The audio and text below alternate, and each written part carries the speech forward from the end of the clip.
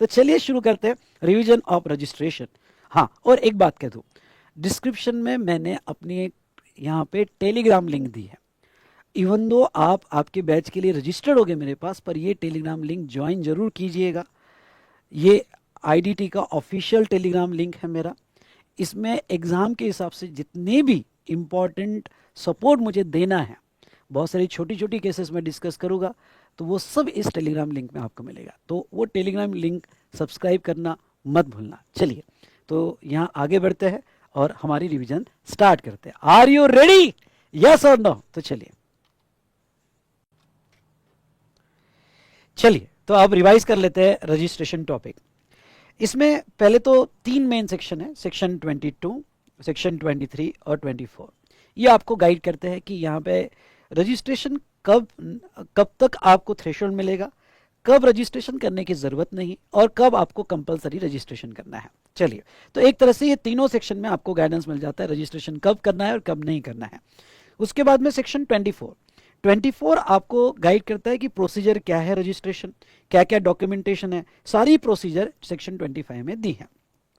उसके बाद में सेक्शन 26, 27 को स्पेशल केसेस जैसे डीम रजिस्ट्रेशन, सीटीपी और एनआरटीपी ये कवर कर लेता है। अब आगे के तीन सेक्शन यानी 28, ये अगर रजिस्ट्रेशन आपने कर लिया और करने के बाद अगर उसमें अमेंडमेंट करनी पड़ी तो क्या प्रोविजन आपको करनी पड़ेगी। 29 किया हुआ रजिस्ट्रेशन कैंसलेशन कब कब होता है, और सेक्शन 30 अगर हम देखें तो revocation of cancellation of registration. तो चलिए फटाफट रिवाइज कर लेते हैं यहाँ पे। ओके, यहाँ सेक्शन 22 से लेके तो सेक्शन 30 तक। 22 कहता है हर सप्लायर को रजिस्ट्रेशन लेना पड़ेगा जब उसका एग्रीगेट टर्नओवर नीचे दी गई लिमिट्स क्रॉस कर देगा। वैसे तो जनरल लिमिट 20 लाख है, लेकिन थ्रेशोल्ड बाय नोटिफिकेशन उन्होंने अलग अलग किए हुए हैं। अगर 4 स्टेट होगा तो आपका गुड्स सप्लाई गुड्स हो या सर्विस प्लस गुड्स हो, किसी भी टाइप का सप्लाई होगा तो आपका थ्रेशोल्ड 10 लाख रहेगा। अब देखो यहाँ पे मैंने 3 पार्ट किए हुए हैं, एक स्टेट, उसके बाद में exclusively engage in supply of goods, exclusively engage in supply of service और सर्विस प्लस गुड्स। तो यहाँ पे अगर ये 4 स्टेट हो गए, कौन से स्टेट, मणिपुर, मिजोरम, नागालैंड, त्रिपुरा, तो 10 लाख का ही लिमिट है, इसके बियॉन्ड थ्रेशोल्ड नहीं मिलेगा। कैसे आपने याद रखना है, तो इसके लिए एक मेमोरी टेक्निक है, पॉज करके लिख लेना। त्रिमणि वाला नाग मुझे दिखा, चलो बोलो क्या, त्रिमणि वाला नाग मुझे दिखा। त्रि मतलब त्रिपुरा, मणि मतलब मणिपुर, नाग मतलब नागालैंड, मुझे मतलब मिजोरम, मुझे दिखा। उसके बाद में नेक्स्ट यहाँ पे कुछ स्टेट में 20 लाख के ऊपर चाहे कुछ भी हो जाए, वो एक्सक्लूसिवली गुड्स हो, एक्सक्लूसिवली सर्विस हो या सर्विस प्लस गुड्स हो, आपको 20 के ऊपर नहीं मिलेगा। पौंडीचेरी, उत्तराखंड, मेघालय, अरुणाचल प्रदेश, तेलंगाना, सिक्किम 20 लाख का लिमिट दिया हुआ है। इसको कैसे याद रखना, पुमा का T shirt, P Pondicherry, U Uttarakhand, Meghalaya, M Arunachal Pradesh, Puma का टी शर्ट। ओके, तो इस तरह से आप याद रखोगे, लेकिन पुमा के टी शर्ट में स्टेट कौन से आते हैं वो याद रख लेना। लेकिन ये छोड़कर बाकी सारे स्टेट में इंक्लूडिंग आसाम, जम्मू एंड कश्मीर, हिमाचल प्रदेश, अगर आप exclusively engage in supply of goods होगे तो 40 लाख का लिमिट आपको मिलेगा। और अगर आप यहाँ पे सर्विस होगे या सर्विस प्लस गुड्स होगे, यानी सर्विस का फ्लेवर होगा, एक्सक्लूसिव सर्विस होगी या सर्विस प्लस गुड्स होगी, तो आपको 20 लाख का लिमिट मिलता है। तो यहां जो मैंने 40 लाख का लिमिट कहा है for exclusive supply of goods, इसको हम एक्सटेंडेड लिमिट कहते हैं। क्यों एक्सटेंडेड लिमिट करते हैं, क्योंकि जनरल लिमिट तो यहां पे कितनी है, 20 लाख, जनरल लिमिट 20 लाख है, पर ये 20 लाख एक्सटेंड हो जाता है ये केस में, और 40 हो जाता है। ना नोटिफिकेशन क्या कहता है, अगर आपको एक्सटेंडेड लिमिट चाहिए 40 लाख की, सुनिएगा, एक्सटेंडेड लिमिट चाहिए 40 लाख की, तो कुछ कंडीशंस आपको पूरी करनी पड़ेगी। पहला, required to take a compulsory registration, sorry, following extended limit is not applicable to, कहां अप्लीकेबल नहीं होगी, यानी आपको वहां 20 लाख या 10 लाख के ऊपर लिमिट नहीं मिलेगी। अगर आप कंपलसरी रजिस्ट्रेशन में आते हो, मतलब आप सेक्शन 24 के सिचुएशंस में आते हो और कंपलसरी रजिस्ट्रेशन में आते हो, तो आपको एक्सटेंडेड लिमिट नहीं मिलेगा। दूसरा, अगर आपने वॉलंटरी रजिस्ट्रेशन लिया तो आपको यहां पे एक्सटेंडेड लिमिट नहीं मिलेगा। और एक बात बताओ, आपको यहां जनरल थ्रेशोल्ड भी नहीं मिलता है, जो बेसिक थ्रेशोल्ड होता है वो भी नहीं मिलता है, तो एक्सटेंडेड तो दूर की बात, क्योंकि कंपलसरी में आया, फिर बेसिक 10 लाख 20 लाख का भी थ्रेशोल्ड नहीं मिलेगा। और वॉलंटरी रजिस्ट्रेशन है, तो वॉलंटरी रजिस्ट्रेशन खुद नहीं लिया तो बेसिक थ्रेशोल्ड वहीं चले गया, तो वहां तो जनरल थ्रेशोल्ड भी विड्रॉ हो जाता है, तो वहां एक्सटेंडेड तो दूर की बात है। हाँ, कुछ गुड्स ऐसे है कि जहां आपको एक्सटेंडेड थ्रेशोल्ड नहीं मिलेगा, बेसिक थ्रेशोल्ड मिल जाएगा अकॉर्डिंग टू दिस लिमिट जो भी होगा, और जो स्टेट में आप आ रहे होगे उसमें बेसिक थ्रेशोल्ड मिल जाएगा, लेकिन दोस्तों आपको एक्सटेंडेड थ्रेशोल्ड नहीं मिलेगा। कौन सी ऐसे गुड्स है? आइसक्रीम और edible ice, pan masala, tobacco product, fly ash bricks, fly ash aggregate या fly ash block, building bricks, building fossils, या अर्थन, या यहाँ पे रूफिंग टाइल्स होगी, रूफिंग चाहिए यहाँ पे, अर्थन या रूफिंग टाइल्स होगी, तो वो केस में आपको एक्सटेंडेड थ्रेशोल्ड 40 लाख का नहीं मिलेगा, लेकिन आपको बेसिक थ्रेशोल्ड मिल जाएगा। नाउ इंटरेस्ट और डिस्काउंटिंग, देखो अब मैं थोड़ा आपको एक कॉन्सेप्ट समझाना चाहूंगा, और वो कॉन्सेप्ट क्या है। हमने देखा था कि, और बहुत सी जगह देखा है कि इंटरेस्ट या डिस्काउंटिंग ऑन लोन एडवांसेस और डिपॉजिट, लोन एडवांसेस और डिपॉजिट, अगर आपका इंटरेस्ट और डिस्काउंटिंग ऑन लोन एडवांसेस और डिपॉजिट होगा, तो वो सिचुएशन में यहां पे जहां तक देखा जाए तो ये एग्जम सप्लाई है तो सप्लाई ऑफ सर्विस, लेकिन एग्जम्प्ट है। ये हमने देखा था कि ये तो भाई साहब एग्जम्प्ट है। अब देखो हमने सीएल में देखा था, और सीएल में क्या देखा था कि जब भी आप एग्रीगेट टर्नओवर निकाल रहे हो, आई रिपीट, जब भी आप एग्रीगेट टर्नओवर निकाल रहे हो तो, या टर्नओवर इन स्टेट निकाल रहे हो, टर्नओवर इन स्टेट, तो ये एक्सक्लूड होगा, यानी लेस किया जाएगा, एक्सक्लूड होगा, इट शैल बी डिडक्टेड, ठीक है, टर्नओवर में। ये किसके लिए था स्पेशली? ये कंपोजिशन लेवी होगी तो उसमें से ये डिडक्ट करके आपको एग्रीगेट टर्नओवर लेना है या टर्नओवर इन स्टेट लेना है। लेकिन यहां पे सेक्शन 22 में एक प्रोविजो है, और सेक्शन 22 की प्रोविजो क्या कहती है? दो बातें कहती है। पहला, ओके, जब आप रजिस्ट्रेशन का थ्रेशोल्ड निकालोगे, ध्यान सुनना, रजिस्ट्रेशन का थ्रेशोल्ड निकालोगे तो क्या ये इंटरेस्ट का जो आपका इनकम है, या cheque discounting, bill of exchange discounting etcetera, उसका जो आपका इनकम है, क्या इसको एक्सक्लूड करोगे? तो नहीं, ये ऐड करके थ्रेशोल्ड निकलेगा, वो ऐड किया जाएगा, कंप्लीटली अपोजिट। कंपोजिशन लेवी में एग्रीगेट टर्नओवर से एक्सक्लूड किया गया है, एक्सप्लेनेशन ऐड किया है, लेकिन जब आप रजिस्ट्रेशन का थ्रेशोल्ड निकालोगे और एग्रीगेट टर्नओवर निकालोगे, क्योंकि आपको एग्रीगेट टर्नओवर की लिमिट ऊपर दी गई है, तो ये एग्रीगेट टर्नओवर की जो लिमिट दी गई है, इसमें ये इंटरेस्ट और डिस्काउंटिंग को ऐड करोगे। चलो यहां क्लियर हो गया। लेकिन जब आपकी लिमिट 20 लाख की है और ये लिमिट जो है 20 लाख एक्सटेंड हो जाती है 40 लाख को कोई केस में, तो कौन से केस में एक्सटेंड होती है कि आप एक्सक्लूसिवली, सुनिएगा, आप एक्सक्लूसिवली सप्लाई ऑफ गुड्स करते हो, तो आपकी लिमिट 20 या 10 लाख जो भी होगी, 20 या 10 लाख जो भी होगी, उससे एक्सटेंड होके 40 हो जाती है अगर आप गुड्स के सप्लायर हो, ठीक है, ये तो आपको पता है। चलिए, अब ये जो एक्सटेंडेड लिमिट है, अब लॉ क्या कहता है कि अगर कोई यहाँ पे सप्लायर ऑफ गुड्स है लेकिन सर्विस में उसका एक ही इनकम है, और वो है इंटरेस्ट या डिस्काउंटिंग, एक ही इनकम है, बाकी कुछ भी नहीं है उसका सर्विस में, क्योंकि सर्विस का थोड़ा भी दूसरा कोई इनकम होगा तो आपकी एक्सटेंडेड लिमिट कैंसिल होकर 20 पे आ जाती है, 10 पे आ जाती है। लेकिन आप एक्सक्लूसिवली सप्लाई ऑफ गुड्स हो और एक ही एक्स्ट्रा इनकम है, कौन सी एक्स्ट्रा इनकम है? इंटरेस्ट ऑन लोन एडवांसेस और डिपॉजिट, तो आपको ऐसा समझा जाएगा कि आप सर्विस में इन्वॉल्व नहीं हो, you are exclusively in supply of goods, और आपको ये एक्सटेंडेड लिमिट दे दी जाएगी। इन सिंपल वर्ड, आपको एक ही सर्विस चल सकती है फॉर एक्सटेंडेड लिमिट, और वो है इंटरेस्ट और डिस्काउंटिंग, तो आपका टर्नओवर 40 लाख तक एग्जम्प्ट रहेगा, ओके, यानी थ्रेशोल्ड में रहेगा। आई होप आपको ये समझा होगा।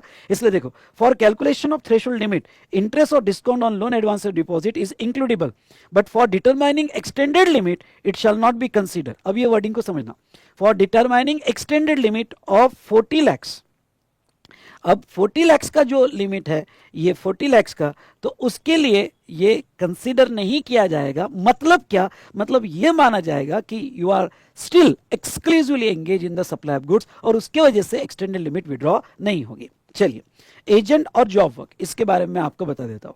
जब आप एजेंट का टर्नओवर निकाल रहे हो, सुनिएगा, जब एजेंट प्रिंसिपल के बिहाफ पे माल बेच रहा है और आपका फोकस एजेंट पे रखना, तो एजेंट जो है, अगर यहां पे पैरा 3 का एजेंट है, अगर शेड्यूल 3 याद होगा, और पैरा 3 का एजेंट है, तो उसको कंपलसरी रजिस्ट्रेशन है। पैरा 3 का एजेंट होगा और वो अपने ओन इनवॉइस में बेच रहा होगा, तो उसको तो कंपलसरी रजिस्ट्रेशन है इधर। लेकिन अगर वो पैरा 3 का एजेंट नहीं है और वो प्रिंसिपल के बिहाफ पे प्रिंसिपल के इनवॉइस में बेच रहा होगा, तो फिर उसको थ्रेशोल्ड मिलेगा, यानी उसको 20 लाख के ऊपर ही रजिस्ट्रेशन करवाना पड़ेगा। लेकिन जब उसका 20 लाख का एग्रीगेट टर्नओवर निकाला जाएगा, ध्यान सुनना, जब 20 लाख का एग्रीगेट टर्नओवर निकाला जाएगा तो उसमें प्रिंसिपल के बिहाफ पे जो बिजनेस किया गया है वो भी टर्नओवर ऐड होगा, यानी उसका भी टर्नओवर ऐड होगा और प्रिंसिपल के बिहाफ पे जो बिजनेस किया वो भी उसके एजेंट के एग्रीगेट टर्नओवर में लिया जाएगा। आई होप ये पॉइंट समझा होगा। लेकिन जॉब वर्क के केस में ऐसा नहीं है। जॉब वर्क भी प्रिंसिपल के बिहाफ पे गुड्स दे रहा है, बना रहा है, प्रोसेस कर रहा है, पर उसकी एक्चुअल सर्विस है। तो सेक्शन 143 आगे हम देखेंगे और सेकंड प्रोविजो टू सेक्शन 22 अगर हम सेकंड एक्सप्लेनेशन टू सेक्शन 22 अगर हम देखें तो वो कहता है कि जॉब वर्क का टर्नओवर जब निकाला जाएगा तो उसने जो प्रिंसिपल के बिहाफ पे गुड्स प्रोसेस किया, गुड्स का टर्नओवर जॉब वर्क के इसमें नहीं लिया जाएगा। तो कंक्लूड क्या करें, कंफ्यूज मत होना, सिंपल है। एजेंट के केस में जो खुद का इनवॉइस इशू नहीं कर रहा है, क्योंकि खुद का इनवॉइस होगा तो कंपल्सरी रजिस्ट्रेशन में। अगर एजेंट के केस में जो खुद का इनवॉइस इशू नहीं कर रहा है तो वो केस में यहां पे एग्रीगेट टर्नओवर निकालते वक्त प्रिंसिपल का भी टर्नओवर एजेंट के टर्नओवर में इंक्लूड होगा। पर जॉब वर्क के केस में ऐसा नहीं है। जॉब वर्क के केस में प्रिंसिपल का टर्नओवर इंक्लूड नहीं होगा, प्योरली उसका ही सर्विस का टर्नओवर लिया जाएगा। और अगर आप बिजनेस ट्रांसफर कर रहे हो तो वो केस में सक्सेसर को न्यू रजिस्ट्रेशन लेना पड़ेगा। इस तरह से section 22 is over, done done done done. चलिए उसके बाद में यहां पे सेक्शन 23 क्या कहता है, person not liable for registration even though aggregate turnover exceeds threshold. अब देखो यहां पे कुछ ऐसे पर्सन नोटिफाई हुए हैं कि उसका टर्नओवर कितना भी हो, करोड़ों में हो, 500 करोड़, 1000 करोड़ हो, और कि उसको रजिस्ट्रेशन लेने की कोई भी जरूरत नहीं है और जीएसटी कंप्लायंस करने की कोई भी जरूरत नहीं है।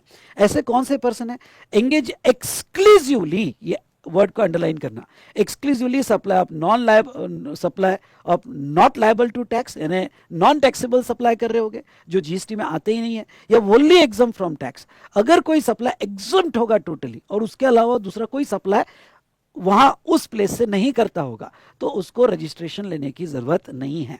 अब देखो यहां पे एक बात समझना, जब आप एग्रीगेट टर्नओवर लेते हो तो कोई एक ब्रांच का तो लेना नहीं है, आपको एग्रीगेट टर्नओवर सारे ब्रांच का लेना है और वो एग्रीगेट टर्नओवर एक्सीड्स होता है थ्रेशोल्ड तो आपको रजिस्ट्रेशन लेना पड़ता है। और एक प्रोविजन बता देता हूं, आपने अगर एक स्टेट में रजिस्ट्रेशन ले लिया तो आपको सारे स्टेट में रजिस्ट्रेशन लेना पड़ता है, ये ऑटोमेटिक कंपलसरी है। मेरे वर्ड्स को ध्यान सुनना, आपने यहां पे एक स्टेट में रजिस्ट्रेशन ले लिया तो आपको सारे स्टेट में रजिस्ट्रेशन लेना पड़ता है। लेकिन अगर कोई स्टेट में, मेरे वर्ड सुनना, अगर कोई स्टेट में एक्सक्लूसिवली एग्जम सप्लाई है या नील रेट सप्लाई है या नॉन टैक्सेबल सप्लाई है तो उस स्टेट में रजिस्ट्रेशन नहीं भी लिया तो चलेगा, सेक्शन 23 उसको बेनिफिट देता है।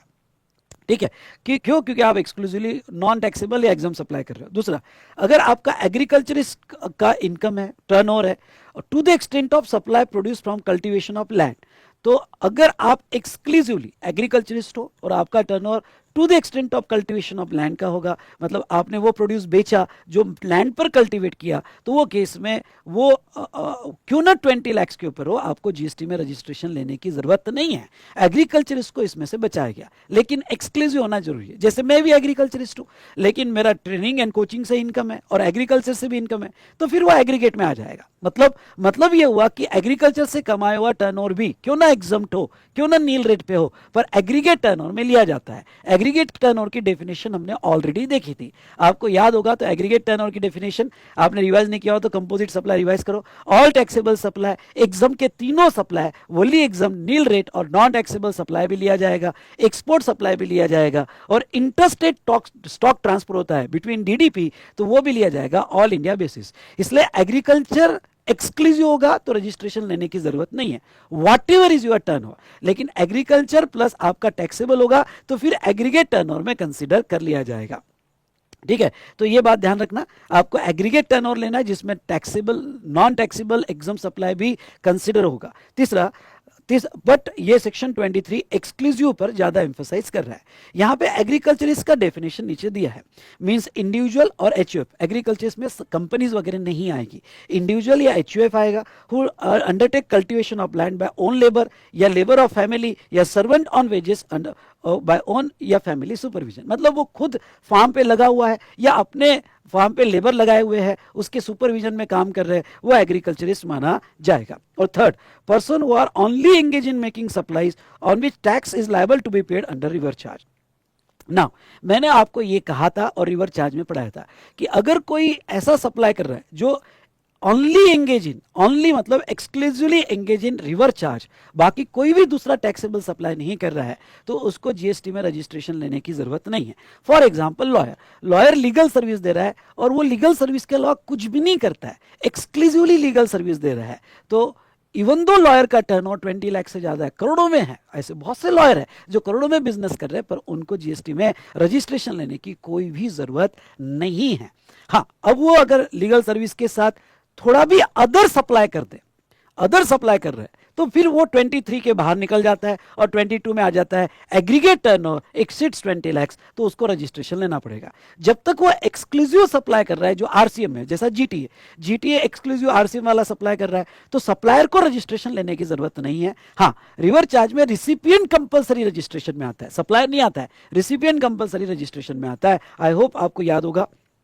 ओके, पर एक अमेंडमेंट जो आप स्टार करना है यहाँ पे, this notification doesn't apply to suppliers of metal scrap. हाँ, अब ये नोटिफिकेशन मेटल स्क्रैप, जो सप्लायर मेटल स्क्रैप का है, ओके, उसको अप्लीकेबल नहीं है। और मैं आपको ये बता दूं कि मेटल स्क्रैप वाला कॉन्सेप्ट जो है, ओके, मैंने अमेंडमेंट में बहुत अच्छे से एक्सप्लेन किया है और वो अच्छे से पढ़ के जाना। अब ये क्या, इनका कहना क्या है कि अगर यहाँ पे ओके यूआरपी टू आरपी एक रिवर चार्ज की एंट्री आई है, अगर सप्लायर यूआरपी है और वो मेटल स्क्रैप सप्लाई कर रहा है आरपी को, तो आरपी रिवर चार्ज में टैक्स देता है। लेकिन यहां पे थोड़ा मैं ये समझाना चाहूंगा, देखो यूआरपी टू आरपी समझ लो, यहाँ पे यूआरपी अनरजिस्टर्ड पर्सन और आरपी को वो मेटल स्क्रैप सप्लाई कर रहा है। अब ये मेटल स्क्रैप जब वो आरपी को सप्लाई कर रहा है, ध्यान से सुनिएगा, तो ऐसे केस में यहां हमने क्या कहा, एक अगर वो मेटल्स, अगर कोई वो ऐसा सप्लाई करता है जो रिवर्स चार्ज में, ओके, नो डाउट ये आरसीएम में है और रजिस्टर्ड पर्सन को टैक्स देना पड़ेगा, तो ऐसे केस में सप्लायर को रजिस्ट्रेशन लेने की कभी भी जरूरत नहीं होगी। पर मेटल स्क्रैप एक्सेप्शन में, मतलब ये यूआरपी का एग्रीगेट टर्नओवर अगर यहाँ पे 10 लाख या 20 लाख या 40 लाख क्रॉस हो जाता है, ओके, तो फिर इसको रजिस्ट्रेशन लेना पड़ेगा। ओके, इवन दो इसका सप्लाई ओके यहाँ आरसीएम में पहले था, पर इसको रजिस्ट्रेशन लेना पड़ेगा।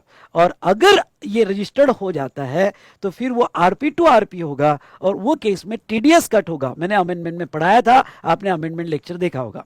तो ये बेनिफिट जो है मेटल स्क्रैप वाले को अप्लीकेबल नहीं। सिंपल वर्ड में कहूँ क्या, वो कहते हैं कि मेटल स्क्रैप वाले जब तक थ्रेशोल्ड के नीचे है तब तक आरसीएम है, और जैसे ही वो थ्रेशोल्ड क्रॉस कर देंगे उनको रजिस्ट्रेशन कंपलसरी हो जाएगा। पर वो लॉयर को अप्लीकेबल नहीं है, बाकी लोगों को अप्लीकेबल नहीं है। लॉयर कितना भी बिजनेस कर सकता है जब तक वो एक्सक्लूसिवली रिवर्स चार्ज वाला कर रहा हो। आई होप आपको ये कॉन्सेप्ट समझा होगा। चलिए, तो ये था रिगार्डिंग टू सेक्शन 23।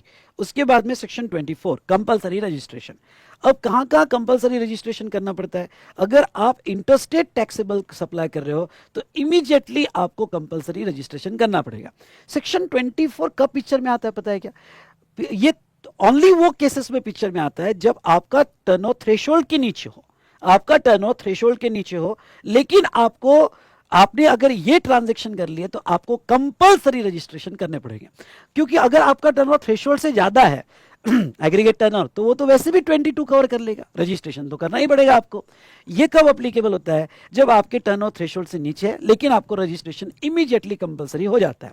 अगर आपका टर्नओवर 20 लाख 40 लाख से नीचे है और आपने इंटरस्टेट सप्लाई कर दिया तो वो केस में इमीडिएट कंपलसरी रजिस्ट्रेशन की प्रोविजन आ जाएगी। तो पहला इंटरस्टेट टैक्सेबल सप्लाई, पर इसके दो एक्सेप्शन है। और कौन से दो एक्सेप्शन है? एक है अगर person interstate supply of taxable services करता है। मतलब क्या? मतलब अगर वो थ्रेशोल्ड के नीचे 10 लाख और या 20 लाख और वो टैक्स सर्विस का इंटरस्टेट करता है तो उसको कंपलसरी रजिस्ट्रेशन नहीं होगा, उसको पूरा थ्रेशोल्ड मिल जाएगा 10 लाख 20 लाख का, और उसके बाद ही रजिस्ट्रेशन करना पड़ेगा। ओके, कब? अगर आप सर्विस के सप्लायर हो गए। नाउ सेकंड, अगर आप गुड्स के सप्लायर हो और हैंडीक्राफ्ट गुड्स सप्लाई करते हो, सुनिएगा, आप गुड्स के सप्लायर हो और हैंडीक्राफ्ट गुड्स सप्लाई करते हो और आपके पास पैन और ईवे बिल है, तो आपको पूरा थ्रेशोल्ड मिलेगा, क्यों ना आप इंटरस्टेट कर रहे होगे, और आप थ्रेशोल्ड क्रॉस करने के बाद ही रजिस्ट्रेशन करना पड़ेगा। चलो एक बार फिर से, कि अगर आप कोई इंटरस्टेट सप्लाई करते हो और इंटरस्टेट टैक्सेबल सप्लाई करते हो तो आपको रजिस्ट्रेशन कंपलसरी हो जाता है, आपको थ्रेशोल्ड नहीं मिलता है, विड्रॉ हो जाता है। ओके प्रोस्पेक्टिवली विड्रॉ हो जाता है जैसे इंटरेस्टेड आपने किया। लेकिन इसके दो एक्सेप्शन है। एक कि अगर सर्विस होगी तो सर्विस इवन दो आपने इंटरेस्टेड किया होगा लेकिन आपको बेसिक थ्रेशोल्ड 10 लाख 20 लाख का पूरा मिलेगा, उसके बाद ही रजिस्ट्रेशन करना पड़ेगा। या आप हैंडीक्राफ्ट गुड्स के सप्लायर होगे और आप इंटरेस्टेड कर रहे होगे तो भी आपको बेसिक थ्रेशोल्ड पूरा मिल जाएगा। लेकिन दो कंडीशन पे आपके पास पैन होना जरूरी है और उसके बाद में आप जब भी इंटरेस्टेड करोगे तो उसका ईवे बिल आपको बनाना पड़ेगा। आई होप आपको ये कॉन्सेप्ट समझा होगा। उसके बाद में नेक्स्ट अगर हम देखें तो कैजुअल टैक्सेबल पर्सन सीटीपी होगा, इसके कॉन्सेप्ट नीचे हम देखेंगे। सीटीपी होगा तो आपको कंपलसरी रजिस्ट्रेशन है, लेकिन एक्सेप्शन क्या है, हैंडीक्राफ्ट गुड्स। अगर हैंडीक्राफ्ट गुड्स के सीटीपी हो गए तो आपको पूरा बेसिक थ्रेशोल्ड मिल जाएगा, आपको कंपलसरी रजिस्ट्रेशन करने की कोई जरूरत नहीं है। उसके बाद में अगर आपकी लाइबिलिटी अंडर रिवर्स चार्ज होगी तो वो केस में कंपलसरी रजिस्ट्रेशन है। Person who are required to pay tax under ECO 95 ECO, हाँ अगर आप 95 के ईसीओ हो तो आपको कंपलसरी रजिस्ट्रेशन है। आप एनआरटीपी हो जो आगे मैं एक्सप्लेन करूंगा तो आपको कंपलसरी रजिस्ट्रेशन है। अगर आप टीडीएस डिडक्ट में आते हो, आप नोटिफाइड पर्सन में आते हो जहां आपको टीडीएस डिडक्ट करना है तो आपको कंपलसरी रजिस्ट्रेशन लेना पड़ेगा। बी केयरफुल, मैं कह रहा हूं आपको कंपलसरी रजिस्ट्रेशन लेना पड़ेगा। अब ध्यान से सुनना कि ये सेपरेट रजिस्ट्रेशन है। इवन दो आप जीएसटी में रजिस्टर्ड हो, सुनो मेरी बात, इवन दो आप जीएसटी में रजिस्टर्ड हो लेकिन आपको सेपरेट रजिस्ट्रेशन यहां पे लेना पड़ेगा। उसके बाद में person who make the taxable supply of goods और service on the behalf of other taxable person as an agent और otherwise agent issuing on invoice. ऐसा एजेंट होगा जो खुद का इनवाइस इशू कर रहा है पैरा 3 के अंडर में और पैरा 3 का एजेंट होगा तो उसको कंपलसरी रजिस्ट्रेशन लेना पड़ेगा। उसके बाद में इनपुट सर्विस डिस्ट्रीब्यूटर के केस में आपको सेपरेटली कंपलसरी रजिस्ट्रेशन लेना पड़ेगा। अगर आप टीसीएस कलेक्टर हो, ओके ईसीओ हो और टीसीएस कलेक्ट कर रहे हो, करने वाले हो, सेक्शन 52 के प्रोविजन में आते हो। एक मिनट, यहाँ सेक्शन 52 कर देना, गलती से 51 आया है, यहाँ पे 52 कर देना। आप सेक्शन 52 के अंदर टीसीएस में आते हो तो आपको कंपलसरी रजिस्ट्रेशन लेना पड़ेगा। अब देखो ये प्रोविजन समझ लो यहाँ पे, और ये प्रोविजन इंपॉर्टेंट है, इसके ऊपर क्वेश्चन आ सकता है। ये प्रोविजन क्या कहती है, देखो अगर कोई सप्लायर है और वो सप्लायर ऐसे ईसीओ के थ्रू सप्लाई कर रहा है रिसिपिएंट तक, तो जो सेक्शन 52 में टीसीएस कट करेंगे, सुनो जो सेक्शन 52 में क्या कट करेंगे बेटा, टीसीएस कट करेंगे। तो इसकी 3 स्टेप मैं बताता हूं। पहली स्टेप, ओरिजिनली जब जीएसटी आया था तो उन्होंने कहा था कि ये सप्लायर को रजिस्ट्रेशन कंपलसरी है, कंपलसरी है। अगर वो मतलब इनको रजिस्ट्रेशन लेना ही पड़ेगा इवन दो बिलो थ्रेशोल्ड। देखो सेक्शन 24 हम वहां डिस्कस कर रहे हैं जहां आपका टर्नओवर बिलो थ्रेशोल्ड है, रजिस्ट्रेशन कंपलसरी है। फिर वो गुड्स का सप्लाई हो या सर्विस का हो, मतलब सप्लाई ऑफ सर्विस हो या सप्लाई ऑफ गुड्स हो। अगर आप ऐसे ईसीओ के, हम इसकी बात कर रहे हैं, हम इसकी बात कर रहे हैं, आप ऐसे ईसीओ के थ्रू सप्लाई कर रहे हो जो आपका टीसीएस कट करेगा तो आपको रजिस्ट्रेशन कंपलसरी है। लेकिन बाद में सेकंड स्टेप क्या है, ये स्टेप 1 हुई, उसके बाद में स्टेप 2, और स्टेप 2 में क्या हुआ कि गवर्नमेंट ने अगर कोई सप्लायर सर्विस का हो, सप्लायर सर्विस का हो तो उसको एक्सेप्शन में डाल दिया। मतलब क्या हुआ कि अगर सर्विस का सप्लायर है और वो ऐसे ईसीओ के थ्रू सर्विस दे रहा है जो टीसीएस कट करेगी तो उनको पूरा थ्रेशोल्ड मिलेगा, उनको कंपलसरी रजिस्ट्रेशन नहीं। मतलब क्या, मतलब उनको रजिस्ट्रेशन तभी करना पड़ेगा जब उनका थ्रेशोल्ड यहां पे क्रॉस हो जाएगा। ठीक है, तो इसका पहला एक्सेप्शन लाया गया, ये एक्सेप्शन लाया गया। ठीक है, उसके बाद में दूसरा एक्सेप्शन लाया गया स्टेप 3। तो देखो सर्विस को एक्सेप्शन में डाल दिया, फिर ये जो कंपलसरी रजिस्ट्रेशन था वो सिर्फ गुड्स को अप्लीकेबल था। यानी कोई ऐसा सप्लायर जो गुड्स के सप्लाई कर रहा है, और किसके थ्रू सप्लाई कर रहा है, ईसीओ के थ्रू। कोई स्टेशनरी वाला है ईसीओ के थ्रू, ब्लिंकिट के थ्रू सप्लाई कर रहा है जबकि टर्नओवर थ्रेशोल्ड के नीचे है। कोई यहाँ पे साड़ी वाला है, गारमेंट्स वाला है, और ये ईसीओ के थ्रू सप्लाई कर रहे हैं जिनके टर्नओवर कम है, 20 लाख से नीचे है, 40 लाख से नीचे है, पर उनको कंपलसरी रजिस्ट्रेशन आ गए। क्यों? क्योंकि वो ईसीओ के थ्रू सप्लाई कर रहे हैं, ओके कंपलसरी रजिस्ट्रेशन में आ रहा है। तो अब देखो यहाँ पे 1.5 साल पहले सारी स्मॉल इंडस्ट्रीज फाइनेंस मिनिस्टर के पास गई और उन्होंने कहा देखो आपने सर्विस को पहले से बेनिफिट दे के रखा है, 2017 से बेनिफिट दे के रखा है, उनको आपने ईसीओ के थ्रू धंधा करने दिया। और आजकल का जमाना ईसीओ के थ्रू है, सबके ऑनलाइन प्लेटफॉर्म के थ्रू। अगर हम ऑनलाइन प्लेटफॉर्म पे नहीं आएंगे तो हम बिजनेस ही नहीं कर पाएंगे। आपने सर्विस को अलाउ किया है थ्रेशोल्ड, इवन दो वो ईसीओ के थ्रू दे रहे हैं, हमें गुड्स के लिए भी अलाउ कर दो ना। ओके, यानी हम छोटे बिजनेसमैन हैं, 10 लाख का बिजनेस करते हैं, प्लस ब्लिंकिट के थ्रू ऑर्डर आ रही है, हम बढ़ रहे हैं, हम जिंदा नहीं रह पाएंगे ईसीओ के बिना, तो प्लीज हमको भी अलाउ कर दो ना। गवर्नमेंट ने कहा ठीक है, ओके तुमको भी अलाउ कर दिया। और गुड्स के केस में भी कुछ कंडीशंस पे अलाउ कर दिया। मतलब अगर वो आप कंडीशन फुलफिल करते हो और गुड्स के सप्लायर हो, कंडीशन सिर्फ गुड्स में डाली, सर्विस में नहीं, आप गुड्स के सप्लायर हो, तो ऐसे सिचुएशन में आप अमेजोन के थ्रू, ब्लिंकिट के थ्रू या कोई भी ईसीओ के थ्रू गुड्स भी सप्लाई कर सकते हो और आप अपना सेक्शन 22 का बेसिक थ्रेशोल्ड पूरा यूज कर सकते हो, और उसके बाद ही आपको रजिस्ट्रेशन करने की जरूरत है। तो कौन से गुड्स के केस में उन्होंने यहां पे अलाउ किया, देखो अब देखते हैं। पर्सन सप्लाइज द गुड्स और सर्विस थ्रू ईसीओ, आपको ईसीओ पे ध्यान नहीं देना है। जो 52 के ईसीओ उनको तो रजिस्ट्रेशन लेना ही पड़ेगा, कंपलसरी है, उनको कोई ऑप्शन ही नहीं है। हम उसकी बात कर रहे हैं जो ईसीओ के थ्रू सप्लाई कर रहे हैं। अगर आप सर्विस सप्लाई कर रहे हो तो आपको कंपलसरी रजिस्ट्रेशन नहीं है, आपको रजिस्ट्रेशन थ्रेशोल्ड के बाद ही करना पड़ेगा, ये तो 2017 से अलाउड है। अब आप गुड्स के सप्लायर हो तो इसको दो पार्ट में डिवाइड करूंगा। अगर कोई गुड्स का सप्लायर अमेजन से माल बेच रहा है, ब्लिंकिट से माल बेच रहा है, फ्लिपकार्ट से माल बेच रहा है, जिसका टर्नओवर थ्रेशोल्ड के नीचे है, अगर वो नीचे दी गई कंडीशन फुलफिल करता है तो उसको कंपलसरी रजिस्ट्रेशन नहीं है, थ्रेशोल्ड के बाद ही रजिस्ट्रेशन लेना पड़ेगा। अगर नीचे दी गई कंडीशन वो फुलफिल नहीं करेगा तो फिर कंपलसरी रजिस्ट्रेशन उसको लेना पड़ेगा। ठीक है, तो ये दो पार्ट में। अब कंडीशंस क्या है, no interstate supply for such supplier by ECO, मतलब ये जो सप्लायर है ये इंटरस्टेट नहीं करेगा, ये इंट्रास्टेट ही सप्लाई करेगा ईसीओ के थ्रू, क्योंकि इंटरस्टेट किया तो फिर उनको कंपलसरी रजिस्ट्रेशन लेना पड़ेगा, इसलिए वो इंट्रास्टेट ही करेगा, पहली कंडीशन।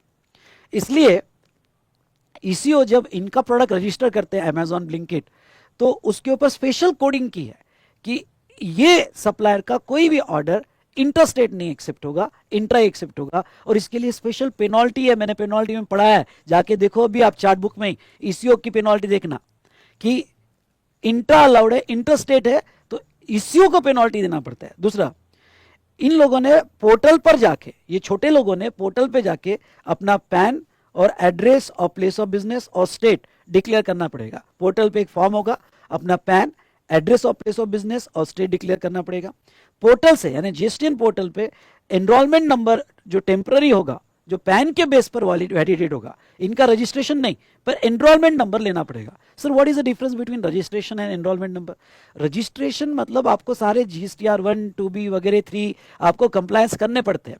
एनरोलमेंट नंबर सिर्फ आप अपना डेटा दे रहे हो, आप जीएसटी में रजिस्टर्ड पर्सन नहीं माने जाओगे, आपको कंप्लायंस करने की जरूरत नहीं है जब तक आपका थ्रेशोल्ड क्रॉस नहीं होता है दोस्तों। उसके बाद में ECO shall not allow supply unless enrolment number provided to it. हाँ तो दोस्तों इधर ध्यान दो, इधर ध्यान दो, ओ मेरा बेटा इधर ध्यान दे। ओके, मैं क्या कह रहा हूं, ये ईसीओ पे जिम्मेदारी रखी कि जब तक उसको एनरोलमेंट नंबर नहीं देता है ये अनरजिस्टर्ड बंदा, तब तक वो उसके गुड्स अपने पोर्टल से सप्लाई नहीं करेगा। और supplier after crossing the threshold apply for registration and enrolment number cease हो जाएगा। जैसे ही उस सप्लायर का थ्रेशोल्ड क्रॉस हो जाएगा उसको रजिस्ट्रेशन करना पड़ेगा, वो रजिस्ट्रेशन नंबर पोर्टल को दे देगा, सॉरी वो रजिस्ट्रेशन नंबर ईसीओ को दे देगा और वो उसका एनरोलमेंट नंबर ऑटोमेटिक सीज हो जाएगा। तो अगर ये पर्सन सारी कंडीशन फुलफिल करता है और वो गुड्स का सप्लायर है तो उसको रजिस्ट्रेशन लेना पड़ेगा आफ्टर क्या बेटा, थ्रेशोल्ड। उसके बाद में next, every person applying OIDR services from a place outside India to a person in India, बाहर का कोई भी बंदा ओआईडीआर सर्विस दे रहा है, और कहां पे ओआईडीआर सर्विस दे रहा है, इंडिया में, तो उसको कंपलसरी रजिस्ट्रेशन है क्योंकि उसको फॉरवर्ड चार्ज में टैक्स देना है। ऑनलाइन मनी गिविंग बाहर से इंडिया में आ रहा है तो कंपलसरी रजिस्ट्रेशन है, और any other person notified by registered person, तो ये हुआ कंपलसरी रजिस्ट्रेशन। तो इस तरह से हमने देखा सेक्शन 22, 23, 24 कहां रजिस्ट्रेशन थ्रेशोल्ड के बात करना है, कहां बिल्कुल भी नहीं करना है, और कहां जहां आपका टर्नओवर थ्रेशोल्ड के नीचे है कंपलसरी रजिस्ट्रेशन आता है। 24 वहीं लगता है जब आपका टर्नओवर थ्रेशोल्ड के नीचे है, थ्रेशोल्ड के ऊपर गया तो 22 ही लग जाएगा। ये समझ में आया बेटा? आई होप आपको ये पॉइंट समझ में आया होगा। ठीक है, चलिए अब सेक्शन 25 के प्रोसीजर में इंपॉर्टेंट पॉइंट्स देख लेते हैं। जैसे 22, 23, 24 हमने कंप्लीट किया। 25 की अगर आप प्रोसीजर देखते हो तो इसमें person who liable for registration, registration किसके पास होता है? आपके स्टेट और यूटी में, यानी स्टेट वाइज रजिस्ट्रेशन होता है और इसका अप्लीकेशन स्टेट गवर्नमेंट के पास जाता है। तो every person who liable to register under section 22, 24, units in SEZ और एसईजेड डेवलपर और person making supply in territorial water, तो इनको रजिस्ट्रेशन जो है स्टेट वाइज अप्लाई करना पड़ेगा within 30 days from the date on which he become liable for registration, यानी जिस दिन से वो लाइबल हुए वहां से 30 डेज में उनको रजिस्ट्रेशन लेना पड़ेगा। नाउ एसईजेड के केस में एक खास बात याद रखनी है, और वो क्या, समझ लो आपका यूनिट एसईजेड में भी है और महाराष्ट्र में कोई सिटी में भी है, मतलब समझ लो एक कंपनी है और कंपनी जो है एलजी का यूनिट एसईजेड में भी है जो मुंबई महाराष्ट्र में ही है और पुणे में भी है। तो ऐसे केस में जो यूनिट एसईजेड में उसके लिए सेपरेट रजिस्ट्रेशन कंपलसरी है। आप कंबाइंड रजिस्ट्रेशन स्टेट वाइज नहीं ले सकते क्योंकि एसईजेड को एक सेपरेट आइलैंड माना जाता है। Person making supply in territorial water, तो नियरेस्ट जो यहाँ पे कोस्टल स्टेट होगा, जैसे हमने प्लेस ऑफ सप्लाई में देखा कि नियरेस्ट कोस्टल लाइन जो होती है तो वो उसका स्टेट माना जाता है। तो ऐसे केस में नियरेस्ट कोस्टल लाइन का जो स्टेट होगा वहां रजिस्ट्रेशन के लिए अप्लाई करना पड़ेगा। सीटीपी और एनआरटीपी, इसके बारे में हम देखेंगे। जहां तक सीटीपी और एनआरटीपी की बात करें तो इनको रजिस्ट्रेशन एडवांस में लेना पड़ता है, क्योंकि हमने देखा सीटीपी यानी कैजुअल टैक्सेबल पर्सन हो या एनआरटीपी हो, कंपलसरी रजिस्ट्रेशन है, तो इनको एडवांस में रजिस्ट्रेशन लेना पड़ता है 5 days before the commencement of CTP. और इनको स्टेट जो यहाँ पे जो स्टेट में वो सीटीपी है उस स्टेट में रजिस्ट्रेशन लेना पड़ता है। इसके बारे में आगे देखेंगे। नाउ पैन रजिस्ट्रेशन के लिए मैंडेटरी है, लेकिन अगर आप टीडीएस का रजिस्ट्रेशन ले रहे हो या एनआरटीपी का रजिस्ट्रेशन ले रहे हो तो उसके लिए पैन नहीं भी रहा तो भी चलेगा। रजिस्ट्रेशन हमने देखा था डीडीपी कॉन्सेप्ट में, स्टेट वाइज रजिस्ट्रेशन कंपलसरी है, आपको स्टेट वाइज रजिस्ट्रेशन लेना पड़ते हैं। लेकिन अगर सेम स्टेट में मल्टीपल प्रीमाइसेस होगी तो ये एट योर ऑप्शन रखा हुआ है कि आपको मल्टीपल रजिस्ट्रेशन लेना है या सारे प्रीमाइसेस का सिंगल रजिस्ट्रेशन लेना है। उसके बाद में voluntary registration, yes, even though आपका थ्रेशोल्ड क्रॉस नहीं हुआ है तभी अगर आप चाहो तो वॉलंटरी रजिस्ट्रेशन ले सकते हो, लेकिन आपने अगर वॉलंटरी रजिस्ट्रेशन लिया तो वो सिचुएशन में आप टैक्सेबल पर्सन माने हो जाओगे और आपको जीएसटी देना पड़ेगा। डीडीपी कॉन्सेप्ट ऑलरेडी हमने सेक्शन 25(4) और 25(5) ये सप्लाई चैप्टर में देख चुके हैं। बैंक डिटेल्स इंपॉर्टेंट, ये स्टार करना। Registered person except person liable to TDS और टीसीएस, यानी सारे रजिस्टर्ड पर्सन जो जीएसटी में रजिस्ट्रेशन लेंगे टीडीएस और टीसीएस छोड़कर, ओके, क्योंकि उनको in addition to existing registration TDS TCS के लिए सेपरेट रजिस्ट्रेशन लेना पड़ता है, तो वो छोड़कर उनको बैंक डिटेल्स कॉमन पोर्टल पे डिटेल फर्निश करनी पड़ेगी।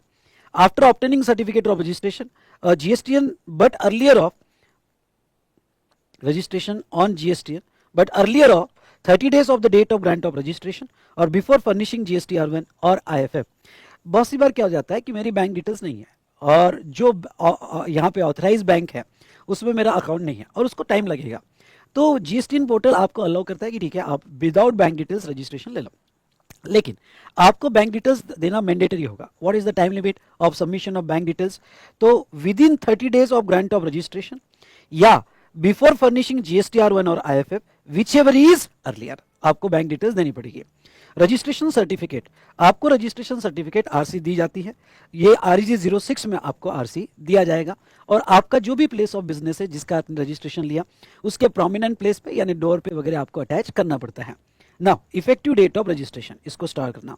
Effective date of registration, okay, अगर आपने 30 days में अप्लाई कर दिया तो जिस दिन से आप लायबल हुए वो इफेक्टिव डेट मानी जाएगी। समझ लो आप 10 अप्रैल को लायबल हुए और आपने रजिस्ट्रेशन कितने दिन में लेना चाहिए? 30 days में, और आपने 30 days में अप्लाई लेना नहीं चाहिए, अप्लाई कर देना चाहिए, और आपने 30 days में अप्लाई कर दिया फॉर रजिस्ट्रेशन। तो अगर आपने 30 days में अप्लाई कर दिया होगा, समझ लो 25 अप्रैल को आपने अप्लाई कर दिया और आप लायबल हुए थे 10 अप्रैल को, तो आपका रजिस्ट्रेशन इफेक्टिव 10 अप्रैल से ही माना जाएगा। इसके फायदे क्या है? फायदे ये है कि 10 अप्रैल से जो भी आपने सप्लाई किया हो उसका जीएसटी तो वैसे भी आना ही है क्योंकि आप टैक्सेबल पर्सन हो गए थे, और आपको आईटीसी 10 अप्रैल से ही मिलना चालू हो जाएगा जो भी परचेसेस आपने की। लेकिन अगर आपने 30 days में अप्लाई नहीं किया तो बहुत सारे नुकसान है। एक तो आपने 30 days में अप्लाई नहीं किया तो वो केस में पेनल्टी सेक्शन 122 की वगैरह आ जाती है क्योंकि registration with in time apply नहीं किया, और सेकंड मैं आपको ये कह दूं आपके क्रेडिट सारे लॉस हो जाते हैं। यानी स्टॉक का आईटीसी सेक्शन 18 में नहीं मिलता है। उसके बाद में आपको जिस दिन से आरसी आएगी, क्योंकि आपके रजिस्ट्रेशन इफेक्टिव डेट होगा जिस दिन आरसी आएगी, जिस दिन रजिस्ट्रेशन होगा, तो तब तक के क्रेडिट जाते हैं, स्टॉक के क्रेडिट नहीं मिलते हैं, तो ये थोड़े प्रॉब्लम है। तो ये हमने देखा effective date of registration.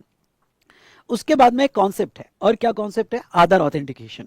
Aadhaar authentication अब तो ये नॉर्मल प्रोसेस हो चुकी है, और सबको जब भी आप रजिस्ट्रेशन के लिए अप्लाई करते हो तो आपने अगर देखा होगा तो पोर्टल पे आपको एक ऑप्शन मिलता है, ओके, आधार ऑथेंटिकेशन ऑप्शनल होता है।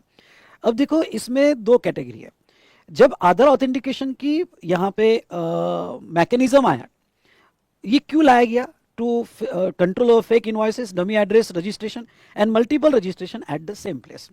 तो बहुत से फेक इनवॉइसेस, मल्टीपल रजिस्ट्रेशन एक ही प्लेस पे करवा लेना, उसको कंट्रोल करने के लिए आधार ऑथेंटिकेशन लाया गया।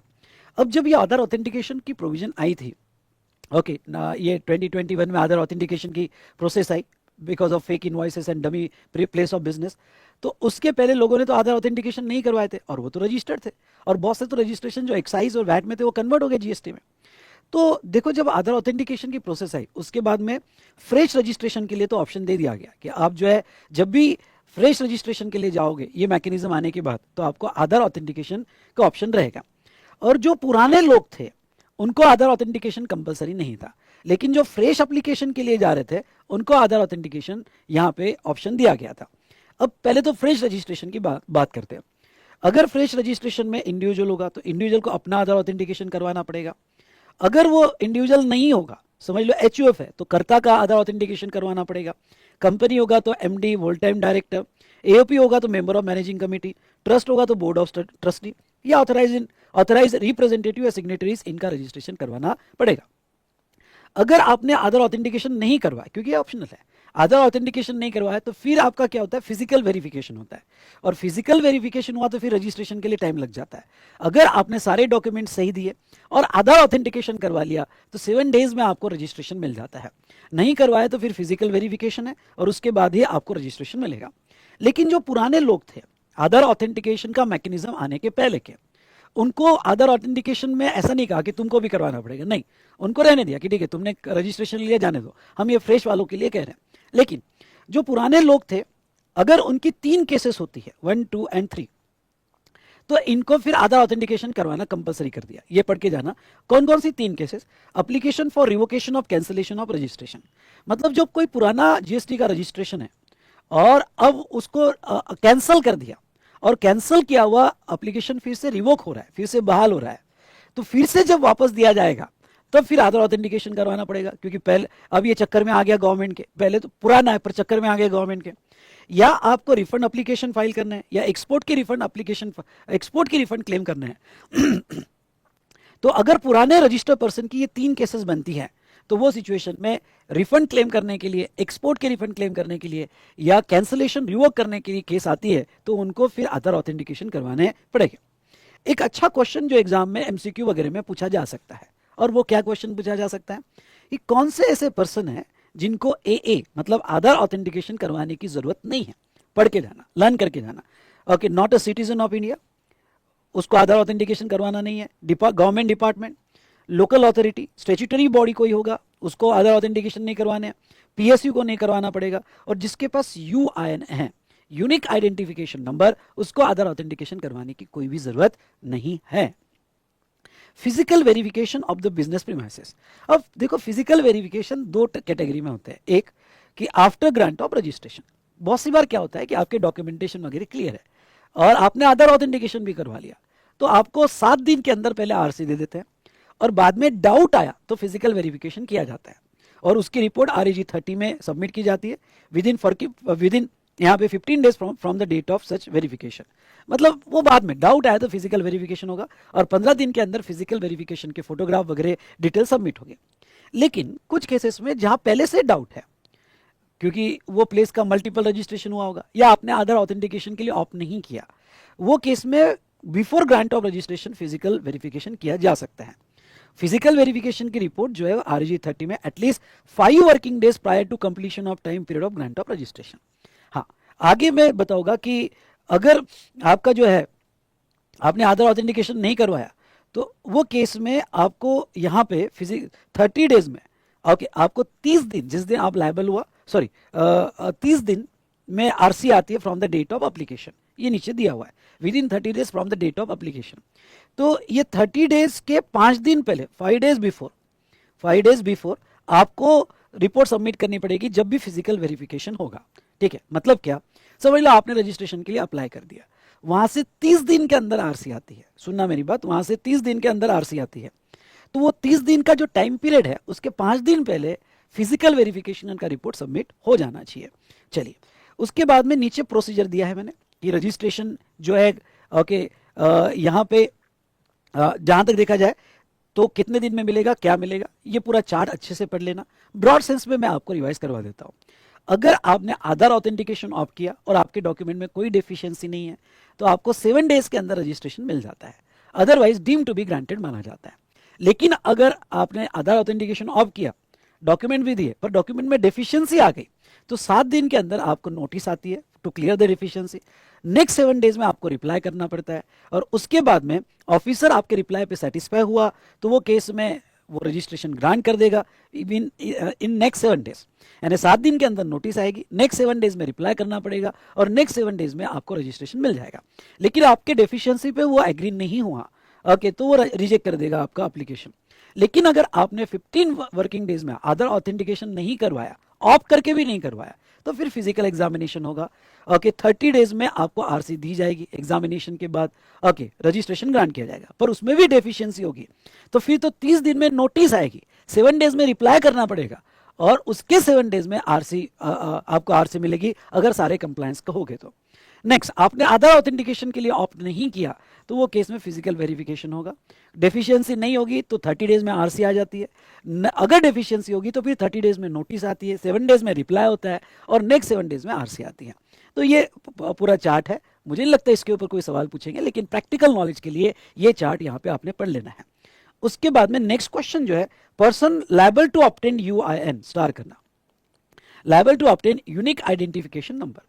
अब ये जो है, ओके, यहाँ पे कुछ लोग ऐसे है, बेटा ध्यान से सुनना, कि जो जब भी सप्लाई करेंगे आउटवर्ड या इनवर्ड, ठीक है, अब ये आउटवर्ड जब सप्लाई करेंगे तो ऐसे केस में इनको जीएसटी में रजिस्ट्रेशन ही नहीं लेना पड़ेगा, इनके लिए स्पेशल प्रोसीजर है यूआईएन, ये रजिस्ट्रेशन लेने की प्रोसीजर इनको नहीं है। और अगर वो जीएसटी में आरपी नहीं माने जाएंगे, अगर आपको रजिस्टर्ड पर्सन की डेफिनेशन याद होगी तो registered person means a person who is registered under section 25 but does not include a person who holding UIN. इनको रजिस्ट्रेशन की प्रोसीजर ही नहीं है।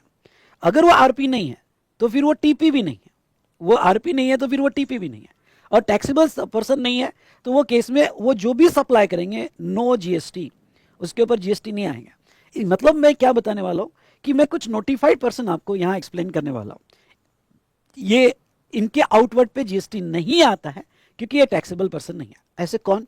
Any specialised agency of United Nation organisation, इसके refund claim कैसे होते हैं, रिफंड चैप्टर में हमने देखा था। दूसरा, एनी मल्टीलैटरल फाइनेंशियल इंस्टीट्यूशन और organisation as notified under the United Nations. Third, consulate और एम्बेसी फॉरेन कंट्रीज, मतलब कॉन्सुलेट ऑफिस या एम्बेसीज ऑफ फॉरेन कंट्री, या any other person notified by the commissioner. ये 4 कैटेगरी अच्छे से पढ़ के जाना। और इनको रजिस्ट्रेशन प्रोसीजर नहीं होती है, इनको यूआईएन होते हैं, मतलब इनके आउटवर्ड पे जीएसटी नहीं आता है। लेकिन इनवर्ड पे जीएसटी तो लग के आता है। अब इनवर्ड पे जो जीएसटी लग के आता है, इसका जिसके पास भी यूआईएन है, ये 4 कैटेगरी, ये रिफंड क्लेम कर सकते हैं, और रिफंड में मैंने बहुत अच्छे से आपको रिवाइज करके दिया था, तो ये रिफंड क्लेम कर सकते हैं। तो रिफंड क्लेम कैसे करेंगे? तो इसके लिए होता है UIN, unique identification number. It is for the refund of taxes on the notified supplies of goods और सर्विस रिसीव्ड फ्रॉम द देव, मतलब रिफंड के लिए होता है। ये जो है इनको एप्लीकेशन करना पड़ता है, इनको 3 वर्किंग डेज में यूआईएन मिल जाता है, ओके, रिफंड क्लेम करने के लिए, क्योंकि आउटवर्ड पे तो जीएसटी नहीं आता है।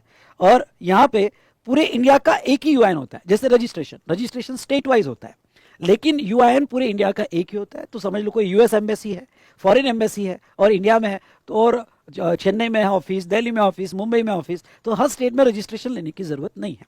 यूआईएन ले लिया तो वो सेंट्रलाइज यूआईएन होता है और पूरे इंडिया के लिए एक ही होता है। तो ये कॉन्सेप्ट हमने देखा रिगार्डिंग टू यूआईएन। अब नेक्स्ट सेक्शन 26 कहता है डीम रजिस्ट्रेशन। अब ये डीम रजिस्ट्रेशन मतलब क्या?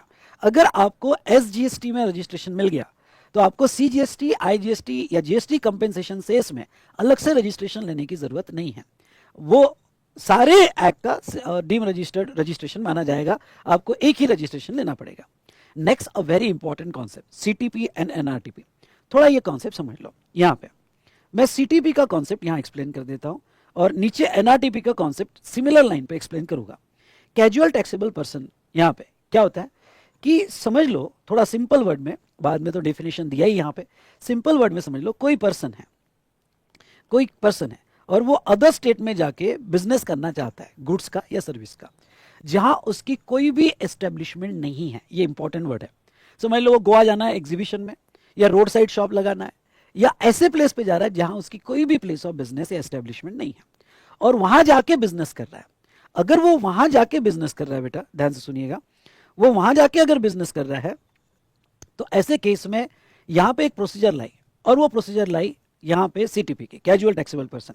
क्योंकि वो वहां जाके अगर सेल करेगा, सेल इनवॉइस बनेगा, और ये सेल इनवॉइस आपको लिखना है तो लिख देना, वहां जाके बनेगा, वैल्यू है समझ लो 1 lakh rupees, value 1 lakh rupees, और उसके ऊपर IGST लगता है। ख्याल रहे CTP और NRTP के केस में IGST लगता है @12%, तो 12,000 रुपीज IGST लग जाएगा। तो IGST इसलिए लगता है क्योंकि वो अदर स्टेट में जाके माल बेच रहा है। दोनों में फर्क है, एक तुम्हारे पास ऑलरेडी कॉन्ट्रैक्ट है, और उस कॉन्ट्रैक्ट के तहत आप माल भेज रहे हो अदर स्टेट में, वो तो इंटर स्टेट सप्लाई होगा, वहां पे भी IGST लगेगा। ये कॉन्ट्रैक्ट क्या है कि आपके पास पहले ऑर्डर नहीं है, आप वहां जाके सप्लाई कर रहे हो, तो वहां जाओगे, एग्जीबिशन में माल रखोगे और वहां पे सेल करोगे, या वहां जाके सर्विस दे रहे हो, तो तब आपको CTP के रजिस्ट्रेशन लेने पड़ते हैं। और वो CTP के रजिस्ट्रेशन लेकर आपको जाना पड़ता है, बताना पड़ता है कि कौन से स्टेट में जा रहा है, और आपको वहां जाके जो भी गुड्स आपने सेल किया उसका IGST लगता है। चलिए, अब लॉ क्या कहता है? लॉ ये कहता है कि जो भी CTP होगा उसको 5 days before the commencement of business of CTP, या बिजनेस स्टार्ट करने के पहले 5 दिन पहले, एटलीस्ट 5 days बिफोर उसको रजिस्ट्रेशन लेना पड़ेगा, at least 5 days before. Now registration requirement form होगा REG 01। नाउ अब देखो, if a person already registered in Maharashtra, अब ये बंदा क्यों ना ऑलरेडी रजिस्टर्ड है महाराष्ट्र में, वो CTP का एक टेम्पररी रजिस्ट्रेशन है, वो अलग है, उसका तुम्हारे एग्जिस्टिंग रजिस्ट्रेशन से कोई कंसर्न नहीं, वो क्यों ना ऑलरेडी रजिस्टर्ड हो, but need to take separate registration as a CTP under section 24। क्योंकि 24 में मैंने बताया CTP होगा तो कंपलसरी रजिस्ट्रेशन है, CTP होगा तो कंपलसरी रजिस्ट्रेशन है, एक्सेप्ट हैंडीक्राफ्ट गुड्स, यानी आपको CTP का तो GST देना ही पड़ेगा। तो ऑलरेडी आपका रजिस्ट्रेशन होगा, उससे कोई लेना देना नहीं, आपको सेपरेट इसका रजिस्ट्रेशन लेना पड़ेगा। नाउ अब यहां पे जो है सॉरी, आपको रजिस्ट्रेशन, अगर आप रजिस्टर्ड नहीं भी होगे तो भी ये टेम्पररी रजिस्ट्रेशन कंपलसरी सेक्शन 24 में लेना पड़ेगा। मतलब CTP का रजिस्ट्रेशन आपको लेना ही लेना है, दूसरा ऑप्शन आपके पास नहीं है, ठीक है। और आपको उसका GST देना है। वैलिडिटी ऑफ रजिस्ट्रेशन, अब रजिस्ट्रेशन कितने दिन तक वैलिड, क्या ये परमानेंट होता है? नहीं, ये टेम्पररी होता है, क्योंकि वहां जाके बेच रहे हो, टेम्पररी जाते हो, कैजुअली जा रहे हो और वापस आ रहे हो, तो टेम्पररी रजिस्ट्रेशन होता है। तो जितना पीरियड आप एप्लीकेशन में मेंशन करोगे, may be 10 days, 20 days, 30 days, उतना दिन का रजिस्ट्रेशन आपको मिल जाएगा, बट मैक्सिमम 90 days का रजिस्ट्रेशन आपको मिलता है। आपको एक्सटेंशन चाहिए तो फर्दर 90 days का एक्सटेंशन आपको मिल सकता है। तो आप डायरेक्ट 90 days मत लिखना, पहले लिखना पीरियड कितना, तो जितना एप्लीकेशन में मेंशन है, लेकिन मैक्सिमम 90 days और एक्सटेंशन फर्दर 90 days आपको मिल जाता है। ये तो था CTP का रजिस्ट्रेशन, ठीक है। तो वो रजिस्ट्रेशन जो लेगा 5 दिन पहले लेगा, लेकिन CTP पे एक दूसरी रिक्वायरमेंट है, और दूसरी रिक्वायरमेंट क्या है कि जब वो रजिस्ट्रेशन लेगा उसके साथ ही उसको टैक्स पे करना है एडवांस में ऑन एस्टिमेटेड लायबिलिटी। मतलब जब तक वो एडवांस में उसका टैक्स नहीं देता है, एस्टिमेटेड लायबिलिटी, तब तक उसको रजिस्ट्रेशन नहीं मिलेगा। इसलिए जनरली जो भी CTP का रजिस्ट्रेशन लेते हैं साथ साथ में टैक्स पेमेंट चालान भी अटैच करते हैं, तो ही उसको रजिस्ट्रेशन मिलेगा। और सर टैक्स कितना देना है, क्योंकि वो तो वहां जाएगा बाद में बेचेगा, तो ऐसे केस में मैं आपको बता दूं कि जब वो गुड्स रिमूव करेगा तो स्टॉक ट्रांसफर चालान होगी, क्योंकि उसने बेचा ही नहीं माल, और ई वे बिल लगाया जाएगा, पर GST नहीं लगेगा, क्योंकि वो तो वहां जाके बेच रहा है। ओके, वहां जाके बेच रहा है तो इसमें कंसिडरेशन ही नहीं है, तो सप्लाई नहीं है, पर आपको चालान बनानी पड़ेगी, जिसको हम रूल 55 की चालान कहते हैं। रूल 55 की चालान करते हैं, और 50,000 से ज्यादा अगर वैल्यू होगी तो आपको ई वे बिल भी बनाना पड़ेगा, और GST नहीं लगेगा। अब फिर सर हम GST पे कैसा करें? एस्टिमेटेड लायबिलिटी पे आपको एस्टिमेट करना पड़ेगा कि भाई कितना का माल आप वहां जाके बेचोगे, वो एस्टिमेटेड लायबिलिटी पे आपको टैक्स देना पड़ेगा। Point number 1, without this advance deposit RC is not available. Next, amount deposited in advance is credited to e cash ledger। जो भी आपने पैसा दिया वो तो आपके कैश लेजर में जमा होगा। गवर्नमेंट मतलब गवर्नमेंट टैक्स में एडजस्ट नहीं करेगी, आपके कैश लेजर में पड़ा हुआ है, पर कैश लेजर में पैसा एस्टिमेटेड लायबिलिटी पे देकर आप निकलो, और payment on the basis of reference number TRN. अब सब सर इसके पास रजिस्ट्रेशन ही नहीं है तो फिर ये पेमेंट कैसे करेगा? तो इनको टेम्पररी रेफरेंस नंबर मिलता है, ओके, टीआरएन मिलता है, वो टीआरएन के बेसिस पर ये पेमेंट करेगा। ठीक है, तो ये आप जनरेट कर सकते हो टीआरएन, उसके बेसिस पे पेमेंट होगा और आपका गुड्स यहाँ चले जाएगा और फिर वहां से आप सेल करोगे। ठीक है, अब एक सवाल है कि सर जब मैं एडवांस में टैक्स देता हूं, अब जब ये गुड्स खरीदा होगा तो मेरा आईटीसी पड़ा होगा, तो क्या इसका आईटीसी में ये एडवांस पेमेंट के लिए यूज कर सकता हूं? यस, आईटीसी आप ले सकते हो। CTP can take the ITC of ICG while making the payment of tax in advance. If registration extended for further 90 days, then he can again deposit the estimated liability. अब दो चीजें यहां मैंने discuss की। पहली चीज यहां मैंने डिस्कस की कि क्या वो एडवांस में जो टैक्स दे रहा है उसके अगेंस्ट में आईटीसी यूज कर सकता है क्या? बिल्कुल यूज कर सकता है। दूसरा, अगर उसको 90 डेज से ज्यादा एक्सटेंशन मिला होगा, ध्यान सुनना, 90 डेज से ज्यादा अगर एक्सटेंशन मिला होगा तो वो सिचुएशन में उसको नेक्स्ट 90 डेज की एस्टिमेटेड लायबिलिटी निकालनी पड़ेगी, वो पे करनी पड़ेगी, तो ही उसको एक्सटेंशन रहेगा। चलो ये तो हमने देख लिया। अब ये गुड्स स्टॉक ट्रांसफर चालान में वहां चले गया, उसने बेचा। अब देखो सीटीपी, ख्याल रहे सीटीपी को क्रेडिट है, जो ब्लॉक क्रेडिट है वो एनआरटीपी के लिए ब्लॉक क्रेडिट है for imported, sorry other than imported goods, जो लोकल एनआरटीपी को ब्लॉक है, सीटीपी को कोई ब्लॉक नहीं, वो क्रेडिट ले सकता है। सीटीपी नॉर्मल प्रोसेस से जीएसटीआर 1 फाइल करेगा, ओके, जब तक उसके पास सीटीपी का रजिस्ट्रेशन है वो हर महीने की 11 तारीख को, यहाँ पे नेक्स्ट मंथ की 11 तारीख को वहां पे जीएसटीआर 1 फाइल करेगा। वो 3B भी सबमिट करेगा ड्यूरिंग सीटीपी पीरियड। और अब उसका सीटीपी पीरियड खत्म हो रहा है। If final tax is more than advance tax paid then differential amount is payable, interest नहीं लगेगा। अब समझ लो उसने ओके यहाँ पे 30 डेज का सीटीपी लिया और एक्चुअल अब डेटा आ गया कि उसने कितना माल बेचा, अब उसका फाइनल टैक्स आ गया, तो फाइनल टैक्स ये ज्यादा है प्रोविजनल एस्टिमेटेड टैक्स से, क्योंकि वो तो उसने ऑलरेडी पे किया था, तो वो सिचुएशन में यहाँ पे डिफरेंशियल अमाउंट उसको पे करना पड़ेगा पर इंटरेस्ट नहीं लगेगा। लेकिन फाइनल टैक्स लेस होगा तो वो रिफंड भी क्लेम करेगा। इसलिए रिफंड चैप्टर में one of the situation for claiming the refund वो है कि आप जो है यहाँ पे सीटीपी में एक्स्ट्रा टैक्स दिए हो एडवांस में, तो उसका रिफंड क्लेम कर सकते हो। तो ये था रिगार्डिंग टू सीटीपी की कंप्लीट प्रोसीजर। एनआरटीपी क्या होता है बेटा? एनआरटीपी की बाहर का कोई बंदा जिसकी कोई एस्टेब्लिशमेंट इंडिया में नहीं है और यहां आके टेम्पररी कुछ गुड सेल कर रहा है या सर्विस प्रोवाइड कर रहा है, तो वो होता है एनआरटीपी।